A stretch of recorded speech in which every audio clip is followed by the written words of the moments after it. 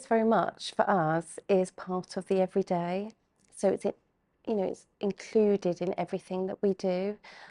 For a young person with very complex needs, if they're learning to use the toilet or being more independent in their travel, that's careers.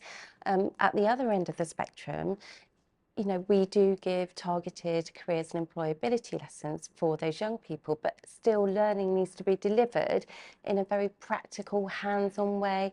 We need those concrete experiences to build those memories to be able to make really informed choices from. If we see something that is secondhand, if the role models don't reflect us, it's not as pertinent to us really, or to our young people, should I say. So a lot of work experience, a lot of people coming into school, a real vibrancy around careers really is what we try and install throughout our curriculums. So we work with and support colleagues to ensure that the vision is shared in a number of ways really. So we list careers aligns to our key priorities on the school improvement plan.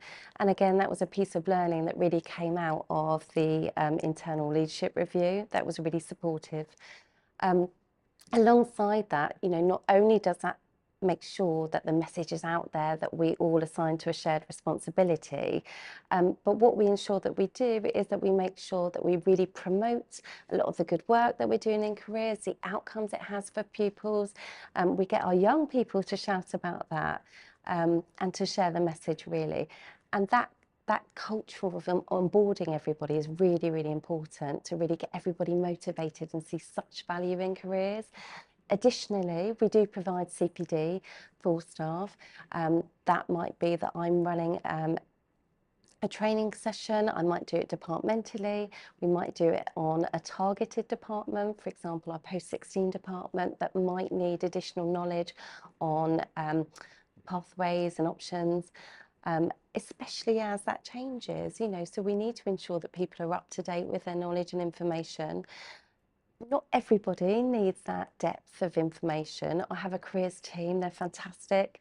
I have a work-related learning lead. She gets lots of people coming into school, businesses, employers, lots of employer engagement, sets up the work experiences.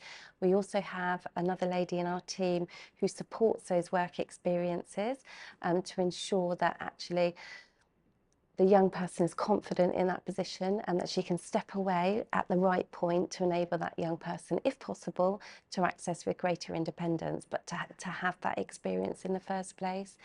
Again, that's all shared. That's shared out through social media, through our internal newsletter. The CPD we tend to offer to all staff is perhaps once a year. And then we recognise perhaps in pockets where further CPD might be needed.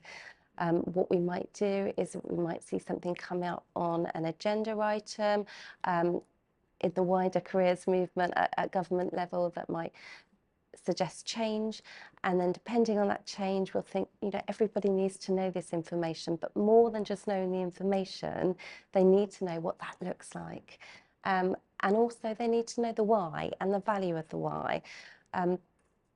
Once our staff team know the why, it's really hard for people not to get involved with careers really.